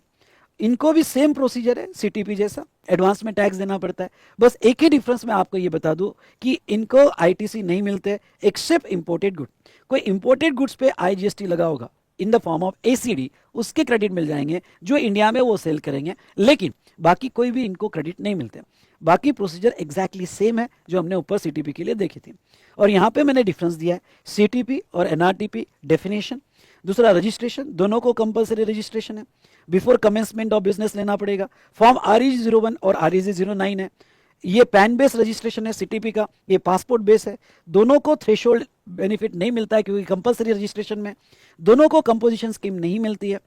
ओके, GSTR 1 और 3B सीटीपी को फाइल करना पड़ेगा, एनआरटीपी को GSTR 5 फाइल करना पड़ता है। सीटीपी को आईटीसी मिलते हैं, एनआरटीपी को इंपोर्टेड गुड छोड़ के आईटीपी नहीं मिलते हैं। इनको 5 days prior to commencement of business यहाँ पे रजिस्ट्रेशन लेना पड़ेगा। Advance deposit on estimated liability 90 days का मिलता है, जो फर्दर एक्सटेंशन 90 डेज हो सकता है। और annual return is not required to file by CTP और NRTP star and okay, CTP और एनआरटीपी एनुअल रिटर्न फाइल नहीं करेंगे। उसके बाद में नेक्स्ट यहाँ पे amendment in registration section 28, amendment in registration. मैं आपको ये बात बता दूं कि आपके रजिस्ट्रेशन जो आप करते हो उसमें एक होती है कोर फील्ड और एक non core field. Non core field में मोबाइल नंबर, ईमेल एड्रेस वगैरह होता है। तो नॉन कोर फील्ड का अगर चेंज करना है तो इमीडिएट हो जाता है, ओटीपी आता है, ओटीपी डाल दो, चेंज हो गया। लेकिन कोर फील्ड जैसे लीगल नेम ऑफ बिजनेस, आपका एड्रेस या addition, deletion, retirement of director, karta, partner और कोई अदर कोर फील्ड होगी और उसमें चेंज होगा तो वो इमीडिएट नहीं होता है। वो आप ओके अमेंडमेंट के लिए अप्लाई करते हो ऑन पोर्टल और फिर ऑफिसर आपका वो यहाँ पे चेक करता है बैक एंड पे और फिर वो अमेंड करता है, वो इमीडिएट नहीं होगा। तो चलिए, इसमें कोई इतना इंपॉर्टेंट नहीं है फाइनल लेवल पे। लेकिन नेक्स्ट सेक्शन 29 और वेरी वेरी इंपॉर्टेंट, स्टार करना, ओके स्टार करना, वेरी वेरी इंपॉर्टेंट सेक्शन 29, ये अच्छे से पढ़ के जाना। कैंसलेशन ऑफ रजिस्ट्रेशन, ध्यान से देखिएगा। कैंसलेशन ऑफ रजिस्ट्रेशन इसमें दो है, एक सुमोटो कैंसलेशन और एक cancellation of registration bye proper officer on his own motion only. एक आप खुद कैंसिल कर रहे हो और एक है ऑफिसर खुद होके कैंसिल करेगा। आप सू मोटो कब कैंसलेशन कर सकते हो? खुद की इच्छा पे। तो बिजनेस डिसकंटिन्यूड हुआ या ट्रांसफर इंक्लूडिंग डेथ। ओके तो देखो बिजनेस डिसकंटिन्यू हो गया तो रजिस्ट्रेशन रख के करोगे क्या भाई साहब? ओके सुन मेरे भाया, ओके रजिस्ट्रेशन रख के करेगा क्या? बेटर वे कैंसिल कर, क्योंकि जब तक रजिस्ट्रेशन है तब तक GSTR 1 3B और अदर कंप्लायंसेस क्यों ना नहीं लो, पर देने पड़ते हैं। या डेथ हो गया तो कैंसिल कर सकते हो, डीमर्ज, अमलगमेशन, अदरवाइज डिस्पोजल, तो ये सिचुएशन में कैंसिल कर सकते हो। दूसरा change in constitution of business, पहले LLP थी, फिर पार्टनरशिप, फिर कंपनी हो गई, तो आपको पुराना रजिस्ट्रेशन कैंसिल करके नया लेना पड़ेगा। या the TP is no longer liable to register under 22-24, या आप थ्रेशोल्ड से नीचे चले गए, या आप कंपल्सरी रजिस्ट्रेशन में नहीं हो, तो आप अपना रजिस्ट्रेशन कैंसिल कर सकते हो। Okay, intent to opt out of registration voluntary, अगर आपने वॉलंटरी लिया होगा और आपको ऑप्ट आउट करना है तो आप कर सकते हो। तो ये सिचुएशन है जहां आप सू मोटो कैंसिलेशन कर सकते हो। लेकिन कुछ ऐसे सिचुएशन है जहां ऑफिसर कैंसिल करेगा, ध्यान सुनना, कुछ ऐसे सिचुएशन है जहां ऑफिसर कैंसिल करेगा ना, ये अच्छे से पढ़ के जाना। Following are the circumstances where proper officer cancel the registration of person from such date including the retrospective date as he deem fit. तो रूल 21 के साथ ये सेक्शन पढ़ो तो कौन कौन सा। पहले तो मैंने टाइटल बनाया कि भाई ऐसे कौन सी चीज है जहां ऑफिसर आपका रजिस्ट्रेशन कैंसिल कर देगा, ये बहुत ही सीवियर एक्शन आपके अगेंस्ट में लेगा। आपने डमी प्लेस ऑफ बिजनेस या इनवॉइस बनाए, डमी प्लेस ऑफ बिजनेस बताई या इनवॉइस बनाए, कि आपने कुछ प्रोविजंस का वायलेशन किया। नेक्स्ट आपने GSTR 1 या 1A में मिसमैच कर दिया, मतलब 1 और 3B में मिसमैच किया, या आपने रिटर्न फाइल नहीं किए अलग अलग सिचुएशन में, या आपने रजिस्ट्रेशन लेके बिजनेस ही स्टार्ट नहीं किया, कोई फ्रॉडुलेंट एक्टिविटी होगी। तो ये कुछ केसेस है जहां आपके ब्रॉड सेंस में हम देखें जहां ऑफिसर खुद एक कैंसिल कर देगा। पहला, डमी प्लेस ऑफ बिजनेस और invoice, he does not conduct any business from the declared place of business. भाई जो तुमने रजिस्ट्रेशन करवाई वहां से बिजनेस ही नहीं कर रहे हो, या तुमने फेक इनवॉइस, मतलब आपने इश्यू इनवॉइस और बिल विदाउट सप्लाई, तो ऐसे केस में फेक इनवॉइस दिए तो इमीडिएट एक्शन होगी। इसमें हमने, अगर आपको पेनल्टी वाला एक्शन सेक्शन 122 याद होगा तो उसमें भी देखा था, और ये तो जेल भी, यानी रजिस्ट्रेशन भी कैंसिल करवा देगा, पेनल्टी भी लगा देगा 122 की, सीवियर एक्शन में आपको इंप्रिजनमेंट भी हो जाएगा। ओके तो ये बड़ा डेंजरस है। उसके बाद में violation of specified provision, he violate the provision of anti profiting measure, violate the provision furnishing bank account detail, जो 30 दिन के अंदर, या GSTR 1 whichever is earlier, तब तक आपको बैंक डिटेल्स देनी पड़ती है, आपने दी नहीं, ऑफिसर कहेगा कैंसिल। उसके बाद में ही avail the ITC in violation of section 16 क्या था? सेक्शन 16 ये था कि भाई आप बिजनेस के लिए यूज करने चाहिए, रजिस्टर्ड होने चाहिए, और 16(2) की बहुत सारी कंडीशंस थी, इनवॉइस पोजीशन में होना चाहिए, और ब्ला ब्ला ब्ला हमने देखा था। और तुमने जो है यहाँ पे ध्यान सुनना कि IT सेक्शन 16 की प्रोविजन वायलेट कर दी। या फिर 86B में एक कंडीशन थी कि अगर आपका टर्नओवर 50 लाख के ऊपर होगा तो यहाँ पे आप आउटपुट टैक्स का 99% से ज्यादा ITC यूज नहीं कर सकते, और वो प्रोविजन आपने फॉलो नहीं किया। या GSTR 1 और 3B का मिसमैच हुआ, रिटर्न मतलब GSTR 3B ये मिसमैच हुआ। उसके बाद में आपने रिटर्न्स फाइल नहीं किए, आप नॉर्मल स्कीम यानी मंथली स्कीम में होगे तो आपने मंथली रिटर्न में होगे तो आपने 6 महीने की रिटर्न कंटिन्यूअसली नहीं दिए। आप अगर QRMP स्कीम में होगे तो 2 क्वार्टर के रिटर्न आपने नहीं दिए। अगर आप कंपोजिशन लेवी में होगे तो आपने फाइनेंशियल ईयर एंड होने के बाद 3 महीने के अंदर अंदर उसका रिटर्न नहीं दिया, यानी बियॉन्ड 3 मंथ्स रिटर्न दिए। ओके तो वो सिचुएशन में जो भी आपकी ड्यू डेट होगी, कंपोजिशन स्कीम में जो भी आपकी ड्यू डेट होगी, उसके मतलब फाइनेंशियल होने के बाद आपको कंपोजिशन स्कीम की ड्यू डेट में आपको रिटर्न देना पड़ेगा, और ड्यू डेट के 3 महीने में आपने रिटर्न नहीं दिए तो कैंसिल कर देगा। और ये अमेंडमेंट है, स्टार करना। और अमेंडमेंट क्या है? Fail to file return due between order of cancellation and revocation of registration within 30 days of revocation order. मतलब क्या? अगर आपकी ऑर्डर कैंसिल कर दी गई, सुनना, आप सॉरी ऑर्डर नहीं, आपका रजिस्ट्रेशन कैंसिल कर दिया गया, और जब आपका रजिस्ट्रेशन कैंसिल हो गया, सुनना मेरी बात, जब आपका रजिस्ट्रेशन कैंसिल हो गया वहां से 30 days में आपने कैंसिलेशन पीरियड के रिटर्न नहीं दिए। आई रिपीट, हमने सिमिलर अमेंडमेंट ITC में भी देखा था। फिर से देखो, जब आपका, अब देखो स्टेप नंबर 1, आपका रजिस्ट्रेशन कैंसिल हो गया। अब कैंसिल होने के बाद वो रिवोक हो गया, गवर्नमेंट ने आपको वापस कर दिया। ओके रिवोक हो गया, तो अगर रिवोक हो जाता है, सॉरी एक मिनट, आपका रजिस्ट्रेशन कैंसिल हो गया, कैंसिलेशन के बाद रिवोकेशन हो गया, आपको वापस दे दिया रजिस्ट्रेशन, तो यहां से 30 days में आपने जितने पीरियड के लिए कैंसिल था उस पीरियड का रिटर्न दे देना चाहिए, और वो नहीं दिया तो वापस कैंसिल हो जाएगा। और if cancellation was retrospective, fail to file all returns from the date of order of cancellation to the date of revocation order within 30 days. या रिट्रोस्पेक्टिव इफेक्ट से होगा कैंसिलेशन, तो पूरे पीरियड का आपको यहां पे रिटर्न देना पड़ेगा जैसे रिवोकेशन हो जाता है वहां से 30 डेज में। ठीक है, नाउ आपने वॉलंटरी रजिस्ट्रेशन लिया है और आपने बिजनेस 6 महीने के अंदर स्टार्ट नहीं किया और फ्रॉडुलेंट एक्टिविटी होगी तो आपके रजिस्ट्रेशन कैंसिल कर दिए जाएंगे। इसमें ये अमेंडमेंट है, ये अच्छे से पढ़ के चले जाना। फिर okay, proper officer shall not cancel registration without giving person an opportunity of being heard during pendency of proceeding relating to registration, cancellation of registration, proper officer suspension भी दे सकता है। उसके बाद में सस्पेंशन ऑफ रजिस्ट्रेशन, आपने registration के लिए आपने कैंसिलेशन के लिए अप्लाई किया या आपका रजिस्ट्रेशन सस्पेंड कर दिया गया, while pendency of cancellation is proceeding, registered person applied for cancellation of registration, तो आपका हो सकता है कैंसिल न होते हुए सस्पेंशन होगा, और इफेक्टिव डेट है date of submission of application और date from which cancellation is sought whichever is later. अब देखो, समझ लो कि आपने अप्लाई कर दिया या ऑफिसर ने आपका रजिस्ट्रेशन, ऑफिसर को कैंसिल करना है। मोस्टली सस्पेंशन तब होता है जब आपने अप्लाई किया, आपने जब अप्लाई कर दिया तो ऑफिसर इमीडिएट कैंसिल नहीं करता है। ऑफिसर सारी देखता है कि स्टॉक कितना है, आईटीसी कितना है, तुमने रिवर्स किया कि नहीं किया, ये सारी चीजें देखता है। तो वो केस में तुमने अप्लाई किया फॉर कैंसिलेशन तो सस्पेंशन कब से इफेक्टिव होगा, पहले वो सस्पेंड करता है, ओके, और बाद में सारी प्रोसेस चेक होने के बाद, वेरिफिकेशन होने के बाद कैंसिल करता है।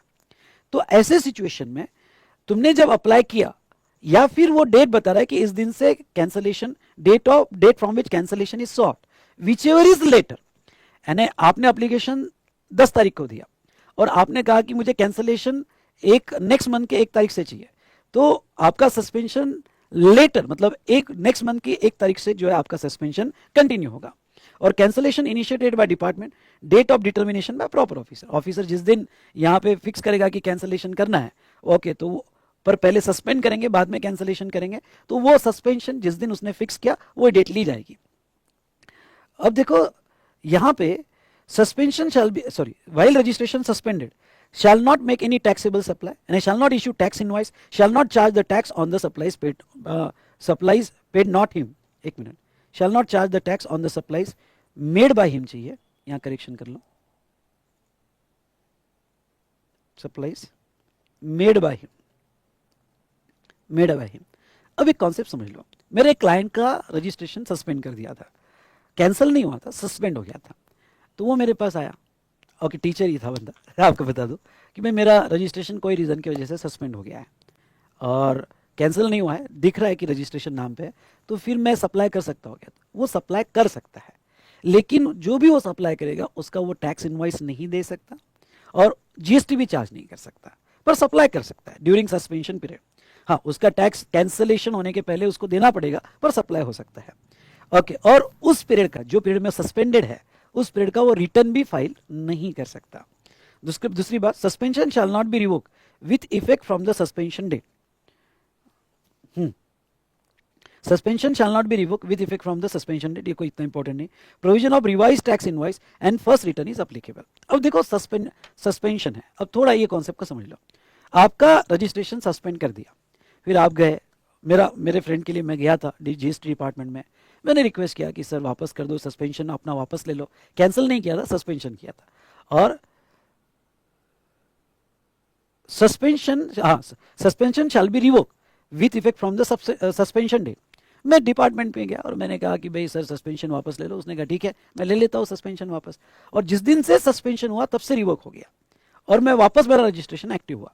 तो अब लॉ क्या कहता है, जिस दिन से सस्पेंशन हुआ टिल द रिवोकेशन आपको जितने भी आपने सप्लाई किए उसके रिवाइज इनवॉइस इशू करना पड़ेगा, यानी उसके सारे invoice, okay, revise invoice section 40 के हिसाब से इशू करना पड़ेगा, और यहां पे sorry section revise tax invoice issue करना पड़ेगा, और फर्स्ट रिटर्न जैसे ही सस्पेंशन रिवोक हुआ उसके बाद में उसका फर्स्ट रिटर्न जब फाइल होगा, तो फर्स्ट रिटर्न वाला कंसेप्ट सेक्शन हमने 40 में देखा था, तो फर्स्ट रिटर्न में उसको जो है सारे रिवाइज इनवॉइस की डिटेल्स देके जीएसटी पे करना पड़ेगा अलोंग विथ इंटरेस्ट। एक बार फिर से थोड़ा अरेंज देख लो, कैंसलेशन नहीं हुआ, सस्पेंशन हुआ, और सस्पेंशन समझ लो 1 अप्रैल को हुआ, फिर मैं रिक्वेस्ट करने गया, मैं 20th मई को ऑफिसर ने कहा कि ठीक है तेरा सस्पेंशन विड्रॉ कर लेता हूँ। तो 1 अप्रैल से वापस मैं एक्टिव हो गया। तो 1 अप्रैल से 20 मई तक के जो भी सप्लाई किए उसके रिवाइज टैक्स इनवॉइस इशू करने पड़ेंगे। और उसके बाद में यहाँ पे जितने भी मैंने सप्लाई की हैं, क्योंकि मैं इनवॉइस तो दे ही नहीं सकता था सस्पेंशन में, तो 20th मई के बाद जो भी मेरा पहला रिटर्न आएगा तो ये सारे पीरियड के इनवॉइस उसमें डिक्लेयर करके जीएसटी पे करना पड़ेगा। और जीएसटी R1 में भी अपडेट करना पड़ेगा, 3B में भी अपडेट करना पड़ेगा, जीएसटी पे करना पड़ेगा और उसका इंटरेस्ट भी देना पड़ेगा। तो ये था रिगार्डिंग टू यहाँ पे सस्पेंशन। प्रोसीजर ऑफ कैंसलेशन ये आपने पढ़ लेना। और लास्ट सेक्शन 30 लेते हैं, revocation of cancellation of registration. अब देखो दो टाइप के रिवोकेशन होते हैं, एक सस्पेंशन का रिवोकेशन जो अभी मैंने ऊपर पढ़ाया, और एक आपका रजिस्ट्रेशन कैंसल हो गया। कैंसल हो गया तो आप वापस गए डिपार्टमेंट के साथ, सर आपने क्यों कैंसिल किया? क्योंकि मैं रिटर्न नहीं दिया। तो देता हूं ना सर रिटर्न, 6 महीने के पूरे रिटर्न देता हूं, 2 क्वार्टर के रिटर्न देता हूं, प्लीज रिवोक करो आप। तो आप 90 डेज में अप्लाई करोगे। ओके, 90 डेज में अप्लाई करोगे फॉर रिवोकेशन। जो एक्सटेंशन दे सकता है कमिश्नर फॉर फर्दर 180 डेज, और आपके एप्लीकेशन पर वो कैंसलेशन रिवोक भी कर सकता है या रिजेक्ट भी कर सकता है। और अगर रिवोकेशन आपका एसजीएसटी में हो जाता है तो सारे एक्ट में वो रिवोकेशन माना जाएगा। तो ये था रिगार्डिंग टू, जहां तक देखा जाए रजिस्ट्रेशन चैप्टर, सारे इंपॉर्टेंट एस्पेक्ट्स हमने इस चैप्टर के देखे। आई होप आपको ये रिवीजन पसंद आई होगी, और ये रिवीजन में हमने सारे इंपॉर्टेंट एस्पेक्ट्स को कवर किया है। ठीक है, तो चलिए दोस्तों, यहाँ पे एक प्रोसीजरल टॉपिक हमने कंप्लीट किया एंड दैट इज रजिस्ट्रेशन। अगर आपको ये रिवीजन पसंद आई होगी तो मैक्सिमम शेयर कीजिएगा, एक कमेंट जरूर दीजिएगा और यहाँ पे लाइक जरूर कीजिएगा। Thank you so much.